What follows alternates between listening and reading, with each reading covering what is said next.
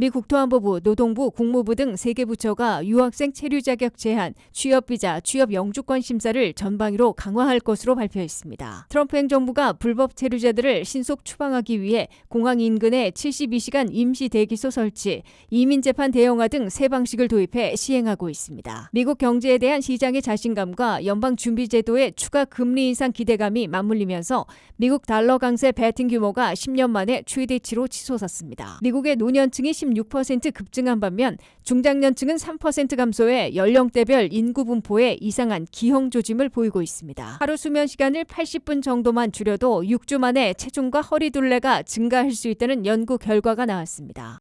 시청자 여러분 안녕하십니까? 워싱턴 뉴스 투데이입니다.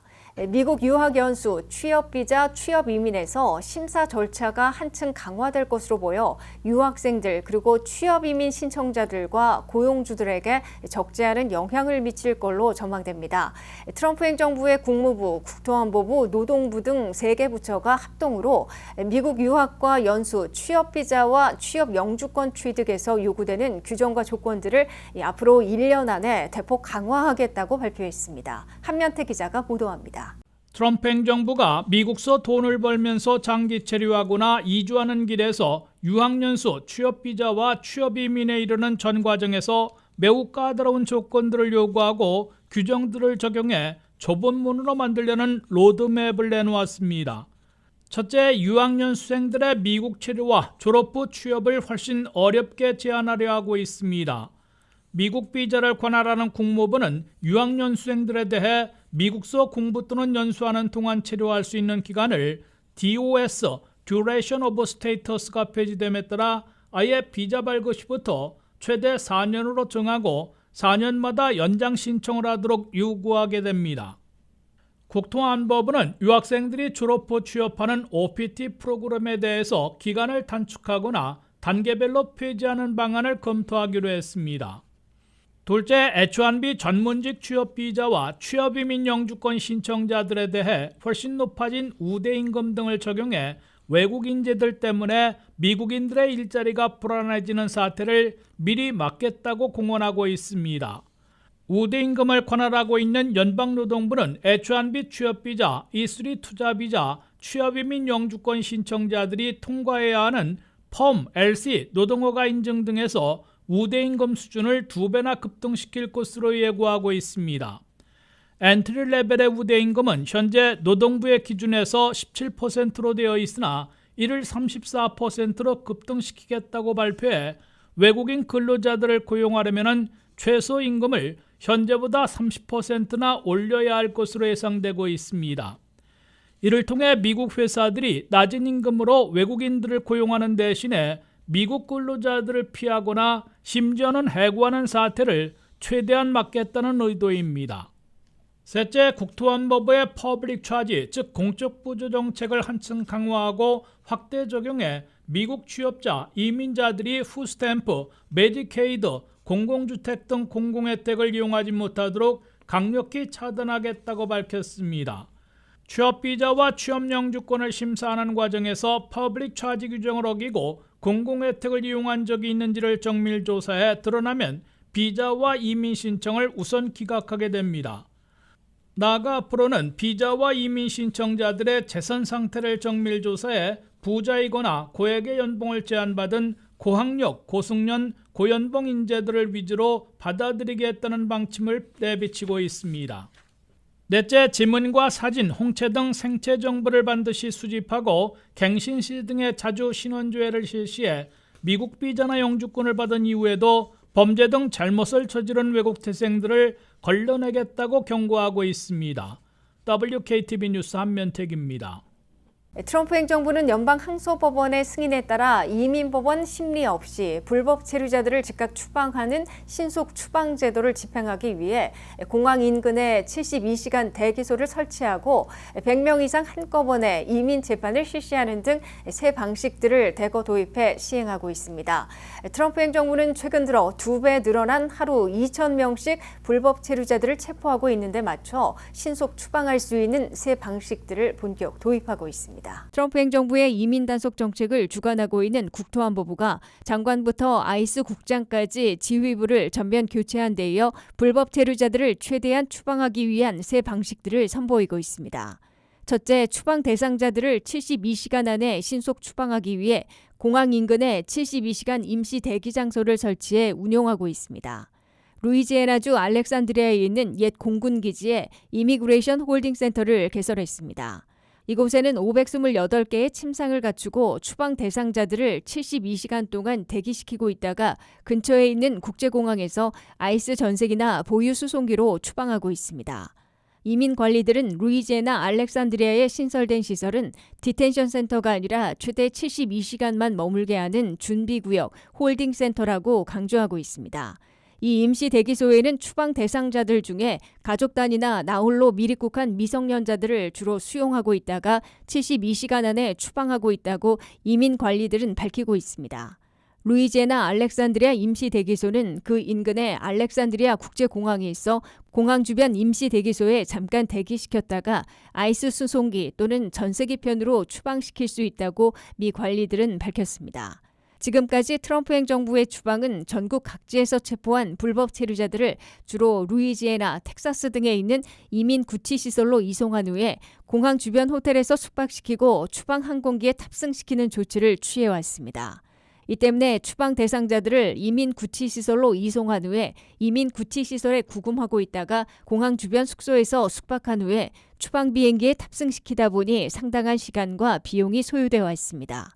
그 과정에서 구금과 추방 장소를 알게 된 불법 체류자 가족들이 변호사를 통해 소송을 제기하고 연방법원이 마지막 순간 추방에 제동을 거는 경우들이 흔해 추방 정책이 상당한 어려움을 겪어왔다고 이민 관리들은 지적하고 있습니다. 둘째, 추방 대상자들의 적법 절차를 신속하게 종료시키기 위해 이민법원에서는 한꺼번에 100명 이상 참석시키는 메가 청문회를 개최하고 있습니다. 평소에 이민법원 청문회에는 7명 내지 35명 수준이었는데 최근에는 100명 이상 심리하고 신속 종결 또는 기각 처리하고 있습니다. 최근 시애틀 이민법원에서 열린 이민 청문회에는 한꺼번에 117명이 참석토록 하고 대규모 심리를 진행했습니다. 5월 마지막 주간에 미 전역에서는 이민법원에서 2200회의 이민 청문회를 개최했는데 최근의 추세대로 무더기로 기각하거나 종결 처리하고 최종 추방령을 내리거나 자진 출국을 허용하는 판결을 내리고 있습니다. 트럼프 2기 행정부 출범 시에는 이민법원에 적재된 건수가 360만 건에 달했으나 현재는 308만 건으로 50만 건 이상 급감시킨 것으로 나타났습니다. 달러 가치가 더 오를 것이라는 투자자들의 기대가 10년 만에 최고 수준으로 치솟았습니다. 달러가 강세를 보이면 해외여행이나 한국 송금, 해외 소비에는 유리하지만 미국 기업들의 수출에는 부담이 될 수 있는데요. 미국 경제에 대한 자신감과 금리 인상 기대가 달러 강세를 이끌고 있습니다. 안혜린 기자의 보도입니다. 달러 강세에 베팅하는 투자자들이 크게 늘고 있습니다. 미 상품선물거래위원회 CFTC에 따르면 지난달 말 기준 달러 강세를 예상하는 투자 규모는 약 400억 달러로 지난 2015년 이후 가장 높은 수준을 기록했습니다. 자산운용사와 헤지펀드 등 대형 투자자들이 잇따라 달러 매수에 나서면서 달러화는 6월 한 달 동안 약 2% 상승했습니다. 시장에서는 미국 경제가 예상보다 견조한 흐름을 이어가는 가운데 연방준비제도의 추가금리 인상 가능성이 달러 강세를 이끌고 있는 것으로 보고 있습니다. 금리가 오르면 달러 자산의 수익률이 높아지는 만큼 세계 각국의 투자자들이 미국으로 자금을 옮기는 현상이 나타나기 때문입니다. JP모건과 뱅크 오브 아메리카, 골드만삭스 등 월가 주요 금융사들도 최근 잇따라 달러 강세 전망을 내놓고 있습니다. 특히 연준이 다른 주요국 중앙은행보다 긴축적인 통화 정책을 이어갈 것이라는 전망이 달러 가치를 더욱 끌어올리고 있다는 분석입니다. 달러 강세는 해외여행이나 해외 직구를 계획하는 미국 소비자들에게는 상대적으로 유리하지만 미국 기업 입장에서는 수출 경쟁력이 떨어질 수 있다는 부담도 함께 안고 있습니다. 반면 한국을 비롯한 달러를 사용하지 않는 국가에서는 환율 상승으로 수입 물가와 유학, 여행 비용 부담이 커질 가능성도 있습니다. 다만 달러 강세가 계속 이어질지는 아직 불확실합니다. 지난주 발표된 미국 고용지표가 시장 예상보다 다소 부진하게 나오면서 추가 금리 인상 기대가 일부 약해졌고 이달 들어 달러 가치는 소폭 하락하는 모습을 보이고 있습니다. 전문가들은 앞으로 발표될 물가와 고용 지표가 연준의 금리 결정과 달러 흐름을 좌우할 핵심 변수라며 당분간 외환시장의 변동성은 이어질 것으로 보고 있습니다. 다만 달러 강세가 이어질 경우 미국에 거주하는 한인들은 한국 방문이나 송금 시 더 높은 환전 효과를 기대할 수 있고 미국 경제 역시 해외 자금 유입과 금융시장 신뢰 유지에 도움을 받을 수 있다는 분석입니다. WKTV 뉴스 안혜린입니다. 미국의 연령대별 인구 분포에서 노년층이 16%나 급증한 반면 중장년층은 3% 감소해 이상한 기형 조짐을 보이고 있습니다. 연령대별 인구 분포가 기형적이 되면 노인 케어, 경제 생산, 세수와 정부 정책 추진 등에서 심각한 문제가 발생할 거란 우려가 나옵니다. 한면태 기자가 보도합니다. 미국의 연령대별 인구 분포에 이상한 기형 조짐을 보여 비상이 걸리고 있습니다. 연방 인구 센서스가 2020년 인구조사와 2025년 서베이 통계를 비교한 결과 미국의 연령대별 인구 분포에서 이상한 기형 조짐을 보이고 있습니다. 미국 내 65세 이상 인구는 5년여 동안 16.2%나 급증한 것으로 연방 인구 센서스는 밝혔습니다. 현재 미국에서 65세 이상 시니어들은 6,200만 명에 달하고 있습니다. 앞으로도 시니어 인구는 계속 늘어나 2040년에는 7,800만 명으로 급증할 것으로 예고되고 있습니다. 반면에 바로 그 아래인 45세에서 64세 사이의 중장년층 인구가 5년여 동안 3.2% 감소한 것으로 인구 센서스는 밝혔습니다. 45세에서 64세 사이의 미국 중장년층 인구는 2020년 8,400만 명이었으나 2025년에는 8,130만 명으로 5년여간 268만 명, 3.2% 줄어든 것으로 나타났습니다. 이 중장년층은 1965년부터 1980년 사이에 태어난 X세대가 주를 이루고 있으며 초기 베이비 부머 세대가 일부 포함되고 있습니다. 이 중장년층 연령대 인구는 미국에서 왕성하게 일해서 소득과 소비도 주도하는 핵심층입니다. 이 때문에 중장년층 인구의 감소는 즉각 윗세대인 시니어들을 케어하는 것은 물론 미국 경제 전반의 생산 활동에서도 후퇴할 수 있어 비상이 걸리고 있습니다. 이들의 감소는 미국 경제를 지탱해주고 있는 소비 지출도 위축돼 경제 성장 동력을 떨어뜨릴 수도 있습니다. 민간 기업들에서는 경험과 지도력을 갖춘 핵심 경영자들이나 초보 직원들을 인도할 멘토들이 줄어들 수 있고 정부에서는 세수익 감소로 정책 추진에 차질을 빚을 수도 있을 것으로 지적되고 있습니다. 미국의 연령대별 인구 분포를 보면 2020년부터 2025년 사이에 18세 이하 인구도 중장년층과 마찬가지로 2.4% 감소한 것으로 연방 인구 센서스는 밝혔습니다. 이에 비해 18세에서 24세 사이의 청년층은 3.2% 늘어났습니다. 특히 25세에서 44세 사이의 청장년층은 5.7% 증가해 인구에 따른 미국의 미래가 어둡지만은 않은 것으로 평가되고 있습니다. WKTV 뉴스 한면택입니다. 야근이나 스마트폰 사용으로 잠이 부족한 상태가 일상이 된 분들 계신데요. 하루 수면 시간을 80분 정도만 줄여도 6주 만에 체중과 허리둘레가 증가할 수 있다는 연구 결과가 나왔습니다.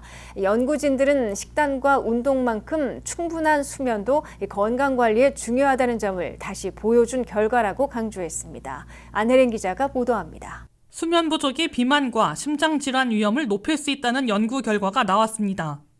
연구팀은 평소 하루 7시간 이상 잠을 자는 성인들을 대상으로 수면 시간을 약 80분씩 줄인 생활을 6주 동안 하도록 했습니다. 그 결과 참가자들의 체중은 평균 1파운드 늘었고 허리둘레도 0.2인치 증가했습니다. 깨어있는 시간은 늘어났지만 오히려 앉아있거나 움직이지 않는 시간은 하루 평균 17분 더 많아졌고 일부 참가자는 30분 이상 증가한 것으로 나타났습니다. 수면 부족은 식욕을 조절하는 호르몬의 균형을 무너뜨리고 피로감으로 인해 신체 활동을 줄여 체중 증가를 유도하는 것으로 알려져 있습니다. 특히 스마트폰 사용이나 야근, 교대 근무 등으로 만성적인 수면 부족을 겪는 현대인들이 늘면서 수면이 건강에 미치는 영향도 더욱 주목받고 있습니다. 질병통제예방센터 CDC도 성인 3명 가운데 1명은 권장 수면 시간을 채우지 못하고 있다며 수면 부족을 비만과 당뇨병, 심혈관 질환 위험을 높이는 주요 공중보건 문제 가운데 하나로 꼽고 있습니다. 연구팀은 충분히 잠을 자지 못하면 피로감 때문에 신체 활동이 줄어드는 것은 물론 고열량 음식과 단 음식을 찾게 되는 경향도 커질 수 있다고 설명했습니다. 또 수면 시간이 부족할수록 신체 회복과 신진대사가 원활하게 이루어지지 않아 같은 양의 음식을 먹더라도 체중 관리가 더 어려워질 수 있다고 덧붙였습니다. 연구팀은 단 6주 동안의 변화는 크지 않아 보일 수 있지만 같은 생활 습관이 1년 이상 이어질 경우 체중 증가가 더욱 뚜렷해질 가능성이 있다고 설명했습니다. 또 충분한 수면을 취하지 못하면 제2형 당뇨병과 심혈관 질환 등 비만과 관련된 만성질환 위험도 함께 높아질 수 있다고 밝혔습니다.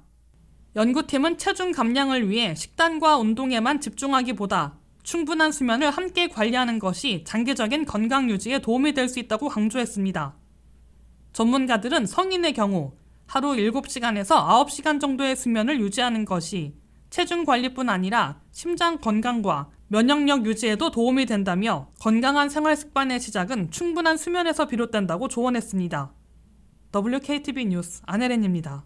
이상으로 워싱턴 뉴스투데이를 마치겠습니다. 시청해주신 여러분 고맙습니다.